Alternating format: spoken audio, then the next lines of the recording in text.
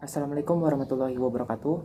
Perkenalkan, nama saya Ari Pratama. Saya dari kelas 1246. Di sini saya akan menjelaskan rukun, syarat, dan juga pembatal dari wudhu.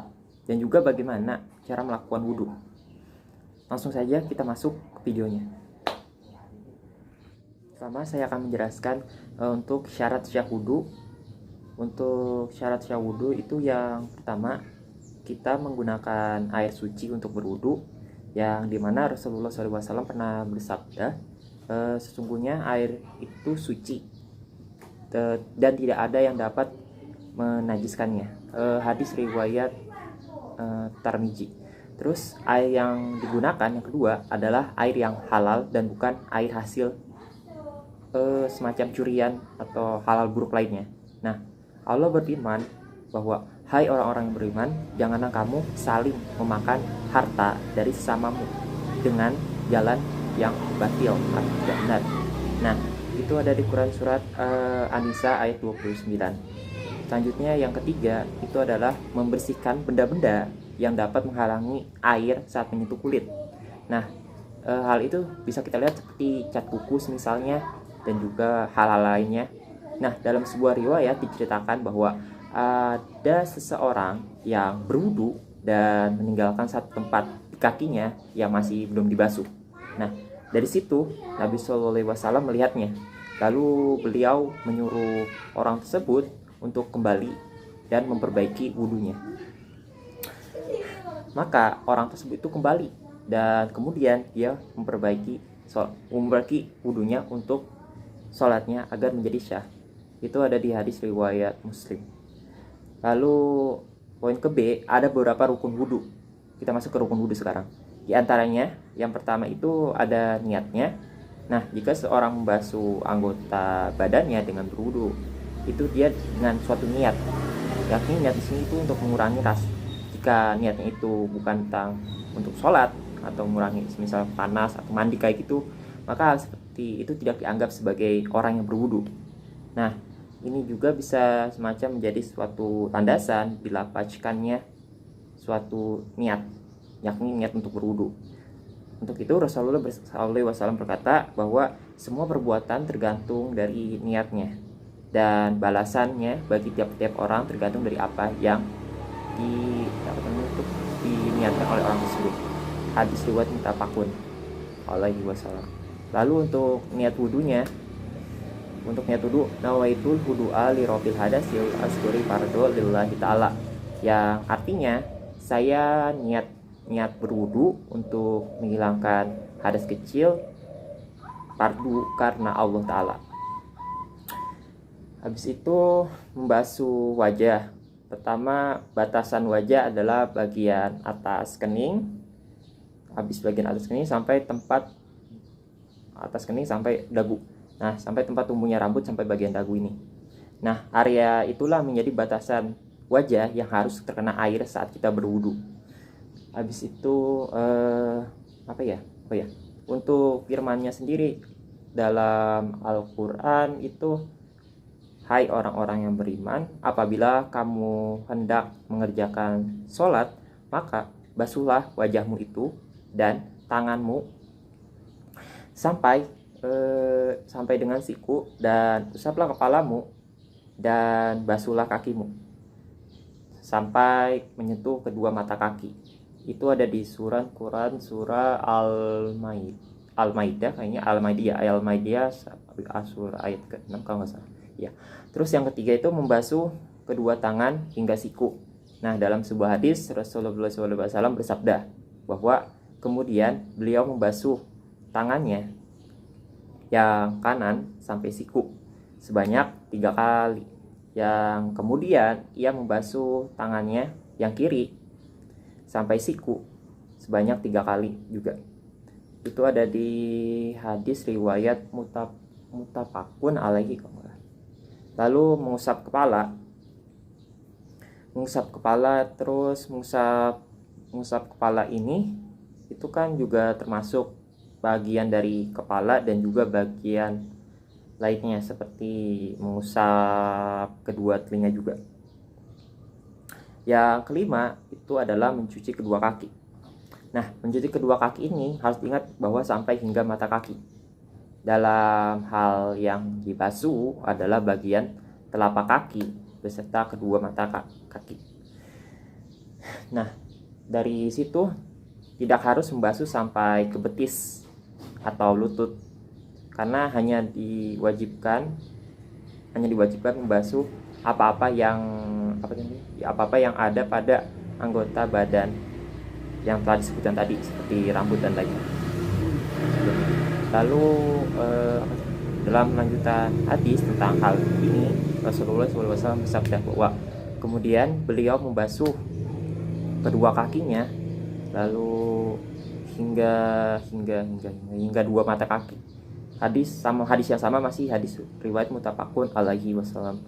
Lalu yang terakhir, yang keenam, itu kita harus tertib. Apa maksud tertib di sini? Maksudnya tertib yang di sini itu adalah dari rukun-rukun wudhu tersebut adalah kita melakukan gerakan-gerakan mencuci tangan, kepala yang tadi, muka yang tadi. Nah, dilakukan secara berurutan. Artinya nggak ngacak gitu ngelakuinnya. Nah, anggota tubuh yang sudah disebutkan sebelumnya itu kan seperti yang tadi bilang, wajah, kedua tangan, kepala dan kaki harus diusap secara berurutan dan kita nggak boleh terbulak-balik gitu.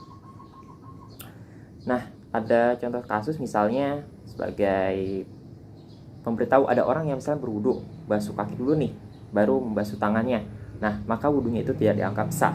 Kenapa? Karena dia itu tidak tertib. Atau kita bisa ngomong bahwa dia itu tidak berurutan dan tidak akan dibenarkan bila adanya suatu jarak yang panjang antara satu anggota wudu dengan anggota wudu lainnya. Itu nggak boleh. Lalu yang poin C, kita masuk ke pembatal wudhu. Untuk pembatal wudhu sendiri, apapun yang keluar dari salah satu dari dua jalan, yaitu qobul, jalan depan atau kemaluan kita, lalu dubur atau jalan belakang, atau anus, untuk bentuknya itu seperti kentut atau hal yang lainnya. Nah, tapi ada pengecualiannya nanti. Untuk contoh yang keluar yang batal itu, pertama itu kencing, kentut, habis itu buang air besar, haid, terus nipas, keputihan, darah. Nah, untuk sebagai catatan, untuk keluar mani itu bukan pembatal wudhu, tetapi apa kita keluar mani itu diperintahkan untuk mandi junub. Jadi yang mandi junub ada semacam wudhunya, tapi itu beda untuk dibilangnya. Nah, yang kedua itu hilangnya akal dengan tidur atau lainnya. Nah, yang dimaksud hilangnya akal atau tamhij, kalau nggak salah itu, tidak, artinya itu bukan hilang akal secara literal, artinya itu dia tidak bisa membedakan secara yakin dalam dirinya itu apa yang benar dan salah, karena bisa sebab juga tidur, gila, pingsan, mabuk. Terus yang ketiga itu bersentuhan antara kulit laki-laki dan juga kulit perempuan yang sudah punya kecenderungan syahwat. Yang syahwat di sini artinya sudah saling tertarik satu sama lain. Nah, untuk dalilnya di Quran surat Al-Maidah ayat 6, atau menyentuh perempuan gitu kalau nggak salah. Untuk syarat batalnya wudhu karena bersentuhan dengan lawan jenis itu, yang pertama bersentuhan kulit, bukan rambut ataupun kuku, gigi antara laki-laki dan perempuan. Yang kedua itu kabiroun, sama-sama sudah memiliki syahwat yang tadi saya sebutkan, atau ketarikan pada lawan jenis.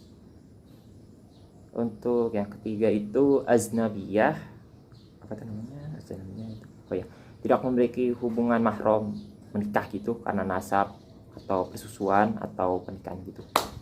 Yang keempat itu menyentuh kubul manusia atau lingkaran duburnya dengan di sini ada dengan bagian dalam telapak tangan atau bagian dalam jari-jarinya.